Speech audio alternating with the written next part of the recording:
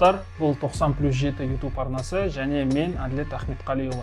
Әдеттегідей деп айта берейік, себебі үнемі осы бағытта сіздермен кездесіп отырамыз деп ойлаймын.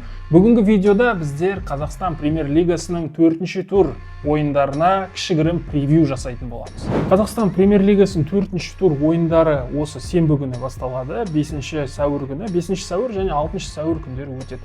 Премьер-лигада енді өздеріңіз білесіздер, 14 команда ойнағандықтан әр турда 7 матч болады.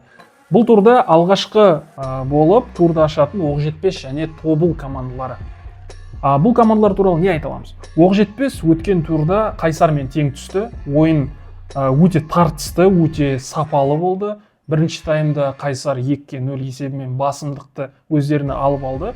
Бұл матчта Айбар Жақсылықов керемет дубль автор атанды және тағы да бірінші таймның өзінде хет-трик жасауға мүмкіндігі бар еді, бірақ сәттілік жолдас болмады. Оқжетпес ойыншылары сондай бір намысты қолдан бермей, жігерленіп, екінші таймда есепті теңестіріп 2-2 есебімен матчты аяқтады. Жалпы команда туралы айтатын болсақ, командада алға сүйрейтін, өрге сүйрейтін өзінің ардагер ойыншылары бар. Бұлар Аслан Дарабаев бар, Тимур Досмұхамбетов бар. Осы сынды ойыншылар команданы жігерлендіріп, тәжірибелерімен бөлісуде. Дәурен Жұматты ерекше атап өтуге болады. 3 ойында бұл ойыншы 1 гол соқты. Дей тұрғанмен 1 гол және әзірге ассисттар болмағанмен де өзінің қаптауынан керемет шабуылдар жасап, команданың сапалы түрде шабуыл жасауларына өте жақсы бір септігін тигізуде. Алдағы уақытта Али Алиев мырзаға алтын сырға деп айтсақ қалай болады екен. Али Алиев мырза бұл жігітті, бұл ойыншыны Қазақстан ұлттық құрамасына шақыруға да болады деп айта аламыз. Жалпы қарқыны жақсы. Командаға беріп жатқан өзінің үлесі жақсы. Оқжетпесте қазіргі уақытта 3 турдан кейін 4 ұпай бар. 1 жеңіс, 1 жеңіліс және 1 ойында тең түскен. Жалпы осы уақытқа дейін 3 турда біздің түсінгеніміз Оқжетпес 3-4-3 жүйесімен ойнайды. Бұл ойынға да дәл осындай жүйемен шығады деп ойлаймыз. Жұмыс жасап тұрған жүйені өзгертудің қандай қажеттілігі бар. Тобылға келетін болсақ, Тобыл маусымның басында бұл команда өздерін жоғарғы орындарға мүдделі екендігі туралы айтқан болатын. Жалпы жыл сайында Тобылды білеміз. Алғашқы үштікке тіпті кіруге мүдделі командалардың бірі. Осы маусымда да солай бастады. Дей тұрғанмен қазіргі уақытта кестеде 4-ші орында. Әзірге жеңіліссіз келе жатыр. Бұл да атап өтетіндей бір мәселе. Бірақ тек қана 3 ойында 1 ғана жеңістері бар. 1 жеңіс, 2 ойында тең ойнаған. Алғашқы турда Премьер-лиганың дебютанттары Ұлытаумен өз алаңында кездесіп 2-0 есебімен жеңеді. Десекте кейін жеңіспен сырт алаңда тең ойнайды және соңғы осы 3-ші турда Елімаймен тең ойын тіркеледі. Жалпы ойындарына керетін болсақ, ойындарын қарайтын болсақ, шабуылшылары, бұл команданың шабуылшылары өте сұсты, өте сондай шабуылда тәжірибелі азаматтар. Қапталда барлығымыз білетіндей ұлттық құраманың ойыншысы Ислам Чесноков ойнайды. Чесноковтың өзі өте жылдам ойыншы екенін барлығымыз білеміз. Шабуылда қарсыласқа өте сондай бір мүмкіндік қалдырмайтын ойыншылардың бірі. Шабуыл өтінде Сигневич бар. Бұл азамат 2 гол соғып отыр. Жалпы өте тәжірибелі шабуылшы. Осы чемпионаттың жалпы бір жақсы сапалы легионерларының бірі деп айта аламыз.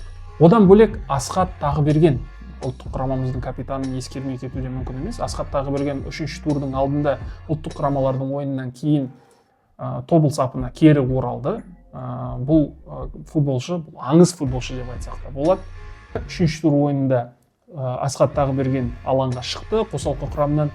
Ойынды бір бұзды деп айта алмаймын, нашар ойын өрнегін көрсетті деп те айта алмаймын. Жақсы ойнады, жақсы ойнап шықты. Қанша жерден Асхат кетсей деп айтса да, Асхат Тағыберген әлі өзінің класы жоғары ойыншы екенін дәлелдеуге мүдделі. Мен өз басым солай ойлаймын. Сондықтан алдағы ойындарда Асхат өзін керемет деңгейде көрсетеді деп ойлаймын. Ойынның жалпы жүйесіне келетін болсақ, Тобыл 4-3-3 жүйесімен ойнайды. Ойын барысында белгілі бір жағдаяттарға байланысты 4-2-3-1 жүйесіне де ауысып отыр. Бұл осы маусымдағы Тобылдың ойын өрнегі. Бұл ойын қалай аяқталады және қалай өрбиді. Оқжетпес енді бұл ойында Тобылды өз алаңында қарсы алады, өз алаңында ойнайды. Өз ойым осы өткен турда болған жігерлендірулерінің өздерінің бір сондай характер дейді ғой, мінез танытқандарының буымен осы ойынға да шығады деп ойлаймын. Себебі Оқжетпеске жеңіс керек, ары қарай да жеңісті өрбіте беру керек. Бірінші өздерінің алғашқы ойынында өз алаңдарында өткен Атырауды жеңді, енді осы ойында да Тобылды неге жеңуге тырыспасқа. Тобылға келетін болсақ, Тобыл енді басында айтқанымыздай чемпиондыққа немесе алғашқы үштікке кіруге мүдделі командалардың бірі. Сондықтан Тобыл бұл ойында қанша дегенмен 3 ұпайын алу керек. Соңғы 2 ойында ұпайлар жоғалтып қалды, теңбе-тең ойнап қалды. Сондықтан жеңіс жолына қазір оралмаса, қашан оралады? Сондықтан өз пікірім, Оқжетпес қанша жерден, қанша тырысқанмен де, меніңше Тобыл 1-2 есебімен бұл ойынды жеңіп шығады.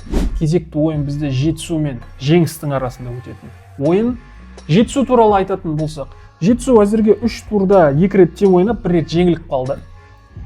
Бұл жерде командада мүлдем ойын жоқ деп айта алмаймыз. Команда нашар келе жатырғанымен, әзірге 13-ші орында келе жатырғанымен, алғашқы 3 турдың нәтижесінде командада мүлдем жаман ойыншылар, жаман ойын өрнегін көрсетуде және бірінші лигаға кететін үміткер деп айту әзірге ерте. Жалпы чемпионаттарда 6-ші турдан кейін ғана анықталады бір белгілі бір турнирлік сұлба. Сондықтан әзірге Жетісуды көнбейміз, Жетісуды бірінші лигаға лақтырмаймыз. Қанша дегенмен ойын бар, ойын үлгісін көрсетуге тырысады, шабуылмен ойнауға тырысады, кішкене жолдары болмай жатыр. Өткен турда, соңғы турда 0-3 есебімен Астанадан ойсырай ұтылып қалды. Енді Астана қанша дегенмен Астана өзінің класы бар, өзінің бір стандарттары бар. Астана осы жылы әрдайым әр маусымда да, осы жылда да чемпиондыққа үміткер бірден-бір команда. Сондықтан Астанадан ұтылған командаларды өте нашар деп айта алмаймыз. Ал қалған 2 ойынға келетін болсақ, Ұлытаумен және Қызылжармен тең ойнады. Ұлытаумен 0-0 ойнаған болса, Қызылжармен 1-1 есебі тіркелді. Жалпы жеңіс жолына оралу керек. Жетісуде әзірге жеңіс жоқ. Сондықтан бұл ойында өз алаңында ойнағандықтан қарсыласты ондай бір қатты азулы, Астана секілді азулы деп айта алмаймыз. Сондықтан жеңіс жолын осы матчтан бастау керек деп ойлаймыз. Қарсыластар жеңіс туралы не айта аламыз? Жеңіс болғанмен әзірге аты затына сай болмай тұр. Өкінішке қарай 3 турда 1-1 жеңіс жоқ. Бірақ 1-1 жеңіліс те жоқ. Тек қана тең ойындармен келе жатыр. Жеңіс болмаса да. Ұлытаумен болған ойындарына керетін болсақ, Ұлытауды енді жеңет деп ойлағанбыз. Жеңуі де керек еді, бірақ сәттіліктері жолдас болмады. Ойынның нәтижесіне келетін болсақ, екеуі деңгейлес команда. Жетісу де жеңісте бұл ойында толық жаңағыдай 100% ойнап, өздеріне жеңісті тартып алғысы келеді. 3 ұпаймен қайсысы да келесі турға аттанғысы келеді. Дей тұрғанмен ойын Жетісудің алаңында болады. Сондықтан 2 команда бірдей ойын өрнегін көрсетіп, терезесі тең ойнап, бірақ нәтижесінде Жетісу 3 ұпайды өте минималды төмен есеппен 1-0 есебімен алып кетеді деген ойдамын. Өзім осындай пікір білдірем. Келесі ойын Қызылжар мен Тұранның арасында өтеді. Әзірге Қызылжар 3 ойыннан кейін тек қана 2 ұпай ғана иемденді. Бұл дегеніңіз бір ойында жеңіліп, 2 ойында тең түсті. Алғашқы турда Ордабасыға қарсы ойында тең нәтиже тіркелді. Жетісуге қарсы ойын 1-1 есебімен аяқталды. Бұл жалпы еліміздің чемпионатының алғашқы турында болған дүние. Алғашқы турындағы ойын кішкене ауыр болды. Оның үстіне Жетісу де Қызылжар да бір-бірімен деңгейлес команда болғандықтан бір-бірінің осал тұсын таба алмай, тең есеппен 1-1 есебімен тарқады. Ал жеңіліп қалған ойындарына келетін болсақ, бұл Астанаға қарсы ойын қайтадан. Астананы енді әзіргі уақытта чемпионатта бір қатты төтеп беретін, жеңіп кететіндей команданы дәл қазіргі сәтте көріп тұрған жоқпын. Қызылжар да ондай командалардан емес. Сондықтан Астана өзіне тиесілі 3 ұпайды 2-0 есебімен алып кетті. Бірақ бұл нәтиже Қызылжардың өте бір нашар команда деген сөз емес. Қызылжар жақсы команда, Қызылжар жақсы келе жатыр және өзіне қажетті ұпайларды да алады. Атап өтетін нәрсе, Қызылжардың сапында ойнап жүрген олардың капитаны Нойыкты атап өте аламыз. Жақсы бір сапалы легионерлардың бірі, орта алаңда ойнайды. Өткен маусымдарда Атыраудың сапында Атыраудың намысын қорғаған, өте сапалы ойнады, жақсы ойнады. Атырауды жерге қаратты деп айта алмаймыз. Атыраудың бір өрге сүйрер ойыншыларының бірі болды. Осы маусымнан бастап Қызылжарға ауысты және Қызылжардың бірден капитаны атанып отыр. Осындай бір үлкен жауапкершілікті алып, ақтап шығады деген үміттемін. 3-4-3 жүйесімен ойнайды. Бұл жүйемен 3 ойында да ойнады. Бұл ойында Тұранға қарсы ойында да дәл осы жүйемен шығулары тиіс. Тұранға келетін болсақ, Тұран 3 турда бір ғана жеңіс және 2 жеңіліспен келе жатыр. Қоржындарында тек қана 3 ұпай. Жалпы ойындарына қарайтын болсақ, әзірге Тұран командасы 7-ші орынға бой тіреді таблицада, турнирлік кестеде. Алғашқы турда бұл команда Оқжетпеске қарсы ойнады. Оқжетпесті 2-0 есебімен жеңді.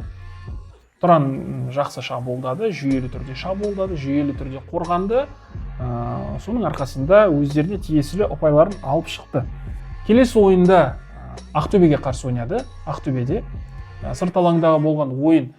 Бұл ойында терезесі тең болды деп айта аламыз. Өте жақсы өрбіп келе жатты 84-ші минутқа дейін. Ойынның соңында ақтөбеліктер екінші гол салып, ойынның нәтижесін өздеріне қарай бұрып алды. Тұранға өкінішке қарай кішкене сәттілік жетіспей қалды. Үшінші турға келетін болсақ, Тұран бұл жерде өз алаңында Қайратты қабылдады. Қайрат енді білеміз, азулы команда, Қайрат өте жоғары деңгейде ойнайтын команда. Чемпиондар лигасында елдің намысын қорғайтын команда. Сондықтан бұл ойын Тұранға жеңіл болмайтыны белгілі еді. Жеңіл болмады да, бірақ тек қана Тұранға емес, Қайратқа да жеңіл болмады.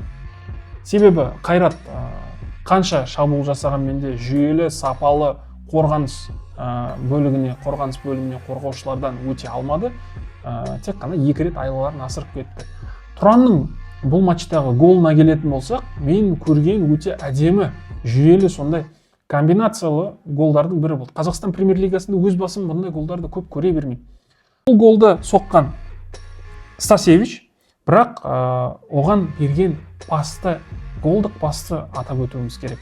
Бұл жерде 9-ші нөмірі команданың 9-ші нөмірі өзі жеке соғатын мүмкіндікті қолданбай, есесіне жаңағыдай ыңғайлы сәтте, ыңғайлы моментте, ыңғайлы позицияда тұрған Стасевичке пас беру арқылы бұл жерде керемет 100% әдемі пас берді, 100% әдемі ассист болды да, голды да сондай жұрт қызығатындай, көз қызығатындай сондай әдемі гол болды. Сондықтан Тұранның шабуыл да, қорғанысы да өте жүйелі, өте мығым команда екенін айта аламыз. Ойынның нәтижесіне келетін болсақ, Тұранға да, Қызылжарға да бұл ойын оңай болайын деп тұрған ойындардан емес. Екі команда да өліспей беріспейтін командалардың бірі. Сондықтан бұл ойында оңай алынып кететін 3 ұпай тұрған жоқ екеуіне де. Бір қатты тартысты ойындардың бірі болады. Жалпы жеңістің дәмін сезінгісі келсе, Қызылжар бұл ойында жеңісті жұлып алу керек. 3 ұпайды оның үстіне өздерінің алаңдарында ойнайды. Сондықтан 3 ұпайды қазір алмаса қашан алады. Тұран да бірақ жеңіліп қалатындай бір команда емес. Дей тұрғанмен соңғы 2 ойынын жеңіліп қалды. Егер 3-ші ойында да бұл ойында да жеңіліп қалатын болса, Тұран өкінішке қарай бір сәтсіз серияның бастауын бастап береді. Яғни 3 ойын қатарынан жеңіліп қалды, ұпай ала алмады деген. Бұл Жуковский бапкерге қажет емес. Жуковскийға жеңіс керек, нәтиже керек. Сондықтан бұл ойында Тұран жеңілуге бармайды. Кемінде 1 ұпай алып қайту ойларында болады. Ойынның өзі тең өрбіп, соңында Тұран 1-2 есебімен жеңіске жетеді деген ойдамын. Келесі ойын негізі номиналды 4-ші турдың ойындарымен бірге жүрсе де, жалпы қағаз жүзінде 16-ші турдың ойыны ретінде жазылады протоколға. Бұл Атырау қаласында болатын Атырау және Қайраттың арасында өтетін ойын. Атырау командасының жағдайы қазір қалай? Халі қалай? Атыраудың халі негізі өте ауыр, өте мүшкіл. Өткен маусымда толық басшылыққа ауысқан бұл командада, бапкерлік бөлім бапкерлері ауысқан, тіпті онымен бірге ойыншылары 100% ауысып кетті деп айта аламыз. Осы маусымда Атырау футбол командасы толық жаңа бір жаңартылған нұсқада еніп отыр. Дей тұрғанмен маусымның басында бұл командаға бір жоғары нәтиже көрсететіндей бір командалардың бірі деп қарастырылған жоқ. Негізі әрдайым Атырау сол орталықта, орта деңгейде бір 6-5 орындарға табан тірейтін командалар болса, бұл жолы бұл маусымға Атырау тіпті 1-ші лигаға ұшып кетуі мүмкін дейтінде болжамдар жасалған.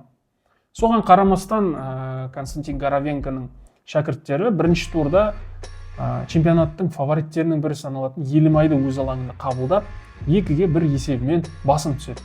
Әлбетте бұл жерде Атырау 100% жаңағындай қатты ойын өрнегін көрсетіп, бір сапалы ойнады деп айта алмаймыз. сәттілік жолдас болды, өздерінің жасаған, өздері шығарған, жасаған мүмкіндіктерді дөп еткізіп, голдарын салып алды. Елімай керісінше өздерінің мүмкіндіктерін қолдана алмай қалды. Соның әсерінен ойын 2-1 есебімен аяқталды. 3 ұпай қоржында келесі турға Атырау өтеді. Келесі турда Атырау командасы сырт алаңда Оқжетпеспен ойнайды. Бұл жерде ойын енді нағыз Атыраудың келбеті ашылды деп айта аламыз. Атырауда мүлдем ойын болған жоқ, мүмкіндіктер өте аз жасады, қорғаныста өте нашар ойнады. Соның әсерінен Оқжетпес мүмкіндік бермей Атырауға 2-1 есебімен ойынды жеңіп шықты. Жалпы бұл ойында негізі Атырау гол салғанымен де керемет бір жақсы ойын өрнегін, сапалы ойын өрнегін көрсетті деп айта алмаймыз. 3-ші турдың матчы басталмастан бұрын жалпы Атыраудың ішкі проблемалары, ішкі мәселелері көп болғандығын айтып өткеніміз жөн. Жылдың басынан бері, маусымның басынан бері Атырау футбол клубының бүкіл қызметкерлері, бапкерлері, ойыншылары жалақыларын ала алмай отырған. Жалақы берілмегендіктен бұл үлкен мәселе туындап, жалпы басқа да ішкі мәселелерін шеше алмағандықтан, сол кездегі сол уақыттағы Атырау футбол клубының басшылары орнынан кетіп, жаңа басшысы ретінде клубтың бас менеджері қызметіне бізге барлығымызға таныс Дидар Сыдықбек мырза тағайындалды. Дидар Сыдықбек келе сала команданы түзеуге жұмыстарын бастады, түзепте бастады. Ең алдымен шешілмей тұрған бұл бапкерлердің, ойыншылардың, қызметкерлердің жиналып қалған жалақыдағы қарыздарын төледі, жалақыларын берді. Одан бөлек футбол орталығындағы бапкерлердің жалақысын көтерді. Барлығына жаңа экипировка алып берді. Жалпы жұмысы жаман емес, жақсы бастап келе жатыр. Өте керемет деп те айтсақ болады. Бірақ бұл өзгерістер 3-ші тур ойынына ешқандай әсерін тигізбеді. 3-ші турда Атырау өз алаңында Ақтөбені қабылдады. Ойын мүлдем болған жоқ.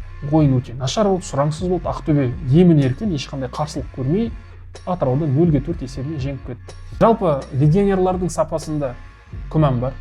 Жақсы, өте бір керемет ойын өрнегін көрсете алады деген легионерлерге ұқсамайды қай-қайсысы да. Сондықтан Дидар Сыдықбек үлкен реформалар жасайды деп үміттенеміз. Команданы жақсартады деп үміттенеміз. Бүгін Дидардың инстаграмына мен көрген едім. Шағын сұхбаттың бір үзіндісі тұрған екен. Сол жерде Дидар айтып жатыр, чемпиондыққа неге бармасқа деп, неге чемпиондыққа таласып көрмеске деп. Алдағы уақытта бұл ұйымдастырылады, бұл орындалады деген ойдамын. Дидарға және Атырауға сәттілік тілеймін. Бірақ алдағы ойында, осы 4-ші турдың ойында өкінішке қарай қатты бір ештеңе өзгере қоймайтындай. Қайратқа келетін болсақ, орысша айтқан кезде сөз жоқ, тек эмоция. Слов нет, одни эмоции. Сондай бір команда. Барлығын жайпап келе жатыр деп айтсақ болады. Суперкубоктың ойынында Ақтөбені, мүлдем Ақтөбеге мүмкіндік бермей, шанс бермей, өздерінің кубогының трофейін алып кетті. Алғашқы турда Астанаға қарсы ойнады. Астанамен енді басқа-басқа, Қайрат пен Астананың терезесі тең. Ең алғашқы турда еліміздің ел классикосы өтті. Ол ойынға барлығымыз куәгер болдық. Бұл ойында біздің Қазақстан футболының үлкен таланты, үлкен дарыны Дастан Сәтбаев өзінің алғашқы голын соқты. Солай гол соғу арқылы өзінің командасына тең нәтиже беріп, 1 ұпай алып берді. Одан кейінгі ойындарда Қайрат өз алаңында Ордабасыны қабылдады. Ордабасыны ойсырата жеңді, 4-0 есебімен тіркелді. Бұл жерде қатты айтатындай ештеңе жоқ. Қайрат өзіне сай, өзінің деңгейіне сай, Чемпиондар лигасында ойнайын деп жатқан командаға сай ойын өрнегін көрсетті. Әсіресе Жоау Пауло, Георгий Зария дейтін ойыншыларды атап өтуге болады. Керемет ойын өрнегін көрсетті, алып қосар ештеңеміз жоқ. 3-ші тур ойыны Қайратқа кішкене қиындықтармен ұласты. Тұранға қарсы болған ойында алдымен Широбоков қызыл қағаз алып кетті, Қайрат 10 ойыншымен қалды. Дей тұрғанмен бұл ойындағы Зарияның ойынын атап өтпеуге болмайды. Зария өте керемет ойын өрнегін көрсетті, әдемі ойын өрнегін көрсетті. Қазақстан премьер лигасындағы легионерлер ғана емес, жалпы ойыншылардың ішіндегі ең үздіктерінің бірі деп айта аламыз. Дей тұрғанмен қиын ойын өрнегі болғанмен де өздеріне тиесілі 3 ұпайын алып шықты да 4-ші турға 2 жеңіс 1 тең нәтижемен келіп отыр. Ойынның нәтижесіне келетін болсақ, ойын қалай өрбиді? Ойын енді бұл жерде артық ештеңе айтпай-ақ қояйық. Қайраттың жеңісімен аяқталуы тиіс. Қайратқа тек кедергі болатын нәрсе бұл Атыраудың Мұнайшы стадионындағы алаңның сапасы ғана кедергі болуы мүмкін. Атыраудағы енді мұнайшының алаңы өте нашар, сапасы нашар. Тек қана осы Қайратты тұсап қалмаса, басқа Қайратты тежеп қалатын Атырауда Қауқар жоқ. Сондықтан ойын нәтижесі 0-3 есебімен Қайраттың пайдасына шешілуі қажет. Келесі ойын кезекте бізде Астана мен Ордабасының текетіресі. Бұл турда Астана туралы айтатын болсақ, Астана алғашқы турда Қайратқа қарсы ел классикасында өнер көрсетті. Алғашқы турда айтқанымыздай 1-1 есебі тіркелді. Астанада Қайратты өздеріне деңгейлеріне сай ойын өрнегін көрсетіп, ең әділ болған 1-1 ұпайдан алып кетті. Одан кейінгі ойындарға тоқталатын болсақ, Астана екінші турда Қызылжарға қарсы ойын өрнегін көрсетті. Ойнады. Өте жақсы ойнады. Бір алып қосар ештеңеміз жоқ. Өзіне тиесілі 3 ұпайды алып кетті. Одан кейін үшінші турда Астана Жетісуге қарсы ойнады. Жетісуге сырт алаңда болған ойында Жетісу мүлдем ештеңе істей алмады деп айта алмаймыз. Жетісу жақсы ойын өрнегін көрсетуге тырысты, шабуыл жасауға тырысты, бірақ қайтадан айтамыз, Астана ол Астана. 3-0 есебімен жеңді. Ерекше атап өтетін ойыншы бұл Астананың капитаны, Астананың аңызы деуге болады, Марин Томасов дейтін азамат. Марин Томасов бұл ойында 3 гол соқты, хет-трик иегері атанды, хет-трик соғып, жалпы Қазақстан премьер-лигасында қазіргі уақытта 4 гол, 1 ассистпен 5 ұпай алып отыр. Керемет ойыншы. Георгий Зарияның Қазақстан премьер-лигасында үздік емес, үздіктердің бірегей болуының себебі де осы Томасов деп айта аламыз. Керемет, Томасов әлі де өзінің деңгейін көрсетеді, класын көрсетеді. Бұл оның шегі емес, ойынның шегі емес деп айта аламыз. Одан бөлек біздің ұлттық құрамамыздың қақпашысы бар, Сейсен, Мұхамеджан Сейсен. Жақсы ойын өрнегін көрсетуде. Қазір Астананың негізгі қақпашысы Бабаян бапкерде айтып өтті. Сейсенге сенеміз, Сейсен Астананың негізгі қақпашысы болады деп. Бір сөзбен Астана бұл Астана. Ордабасыға келетін болсақ, Ордабасы негізі үнемі жоғарғы орындарға мүдделі команда. Дей тұрғанмен бұл маусым өте сұранысыз басталды, бұл маусым нашар басталды ордабасылықтар үшін. Ішкі кикілжіңдері бар, ішкі интригалары бар дейміз бе, соның барлығы әсер етеді Ордабасыға. Команда, қай команда болсын әсер етеді. Соның әсерінен Ордабасы бұл маусымда жеңіс түгілі әлі ешқандай гол соқпады. Енді шабуыл жасамаса гол да болмайды, гол соқпаса жеңіс те болмайды. Оның үстіне үлкен бір кикілжіңнің кесірінен Ордабасының капитаны Асхат Тағыберген команда ауыстырды, тобылға қосылды, бұл туралы айтып өттік. Команданың жағдайы қазір мүшкіл. Ауызбіршілік жоқ, гол жоқ, нәтиже жоқ, жеңіс жоқ, ештеңе жоқ Ордабасыда қазір. Тек қана тең ойынмен жеңілістер. Алматыда Қайраттан ойсырай жеңілді, 4-0 есебімен жеңілді. Одан кейінгі 2 ойында 0-0 есебімен аяқтады. Жалпы Ордабасы негізі жоғарғы орындарға мүдделі екенін айтып өттік.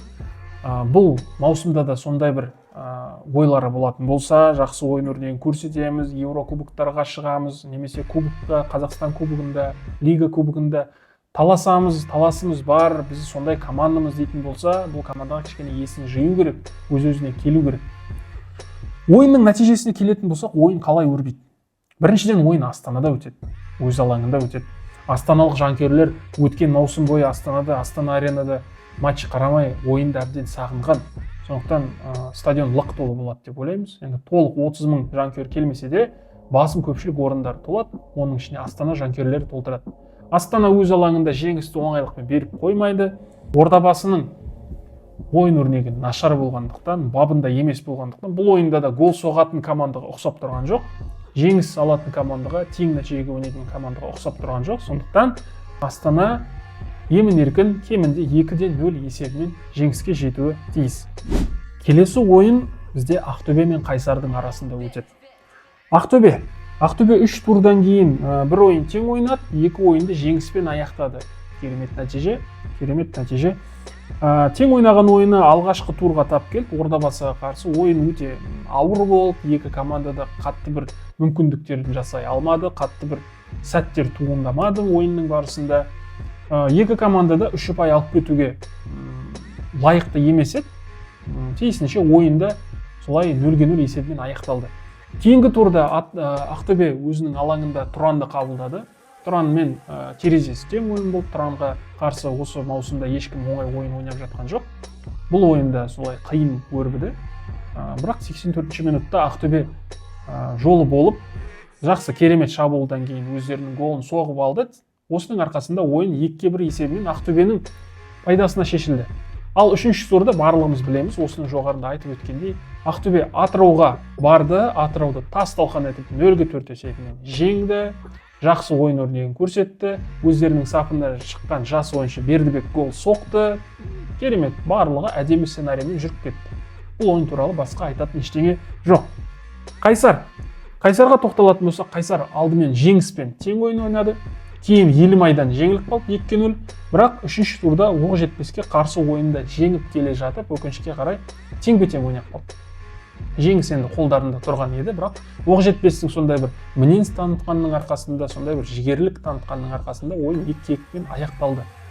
Қайсар туралы айтатын болсақ, жалпы өзіме өте жақын командалардың бірі Қайсар футбол командасы. Неге десеңіз, барлық ойыншысы қазақстандық азаматтар, бірде-бір легионер жоқ. Бұл маусымға легионерсіз кіреміз, легионерсіз ойнап шығамыз деп айтқан тұғын. Одан бөлек команданың ішінде коммуникациясы, бір-бірімен сөйлесуі, Instagram желісіндегі, жалпы әлеуметтік желілердегі посттары, жазбалары, шығарылатын бейне жазбаларындағы ойыншылардың бір-бірімен сөйлесуі барлығы қазақ тілінде орын алып отыр. Қазақша жүрген, қазақша жаңа нақышта ойнап жүрген команда дей аламыз. Сондықтан бұл команда маған өзіме ұнайды. Бір жақсы үрдістердің бірі, басқа командаларда осылай қазақша сөйлеп кетсе керемет болар еді деген ниетіміз, тілегіміз бар. Жалпы Қайсардың құрамында, ұлттық құрамамызда доп теуіп жүрген Айбар Жақсылықов бар. Керемет шабуылшы, оқ жетпеске қарсы дубль авторы атанды. Хет-трик те салып кетуі мүмкін еді. Сәл сәттілік жолдас болмай қалды. Соққан добы бағанаға, қақпаның бағанасына барып тиді. Бірақ Жақсылықов өзіне тиесілі 2 голды соқты. Жақсы нәтиже, жақсы ойын көрсетіп келе жатыр. Жақсылықовтан бөлек қақпашысы Салайдинді де атап өту керек. 29 жасар қақпашы осы жылы бабында жақсы ойын өрнегін көрсетуде. Бұған қосалқы құрамындағы қақпашы Мокиннің де бір үлес қосып жатырғаны бар деп айта аламыз.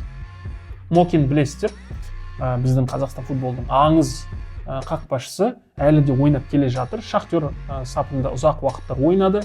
Және ең үлкен жетістіктерінің бірі, жетістік емес, есте қалған сәттерінің бірі бұл Мбаппеге қарсы, Францияға қарсы ойында Мбаппенің пенальтиін тіреп алған сәті. Бұны барлығын білетін шығарсыздар, көргенде боларсыздар.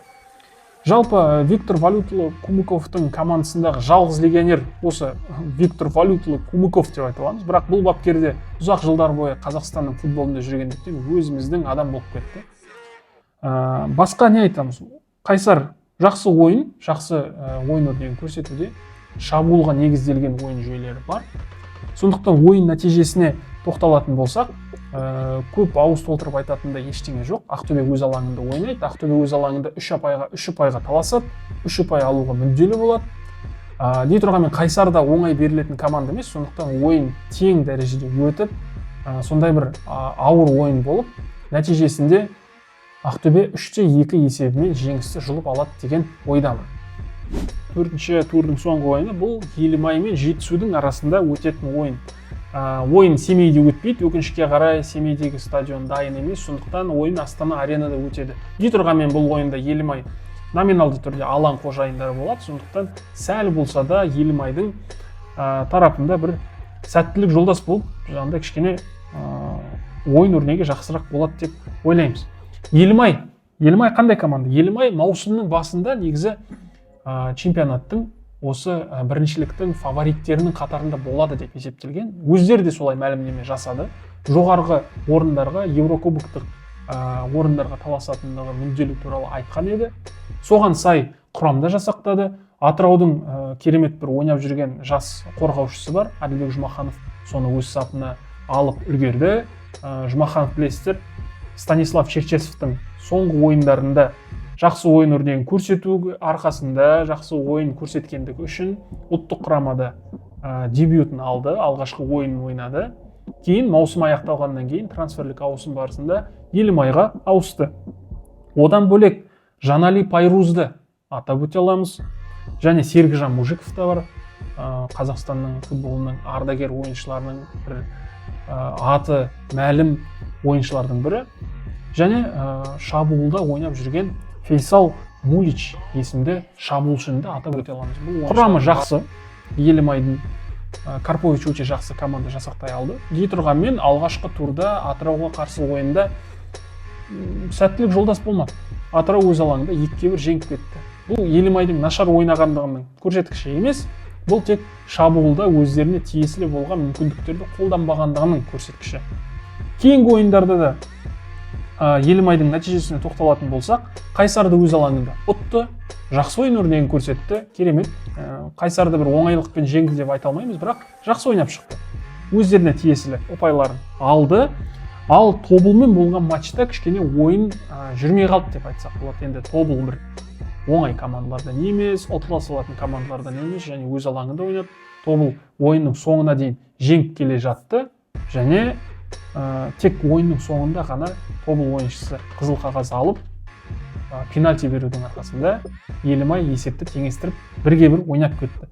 Ұлытауға келетін болсақ, бұл команда премьер-лиганың дебютанттары, алғашқы маусымын өткізіп жатыр. 3 ойында бұл команданың 2 ұпайы ғана бар. Қақпада тәжірибелі қақпашы Непогодов тұрады. Жалпы легионерларды жаман емес секілді ойындарын қарайтын болсақ, дей тұрғанмен дебютанттың аты дебютант әзірге өздеріне тиесілі, өздеріне тән бір ойын өрнегін таба алмай жатыр. Алдағы уақытта Иван Азовскийдің шәкірттері жақсы ойындарын тауып алып, өздеріне тиесілі ойындарын, ұпайларын алады деген үміттемін. Жалпы ойын қалай өрбиді? Бұл ойынға тоқталатын болсақ, ойын Астанада өтетінін айтып өттік. Елімай енді фаворит екендігін дәлелдегісі келсе, жоғарғы орынға мүдделі екендігін дәлелдегісі келсе, Еурокубоктық жарыстарға қатысқысы келетіндігін көрсеткісі келсе, осындай ойындардан ұпай алу керек. 3 ұпайды бермеу керек. Бұл ойын енді Ұлытау қанша жақсы команда болғанымен, жақсы ойын өрнегін көрсеткісі келгендігімен, дебютант команда, Елімай кішкене тәжірибесі молырақ. Сондықтан бұл ойын Елімайдың жеңісімен 2-0 есебі тіркелуі қажет.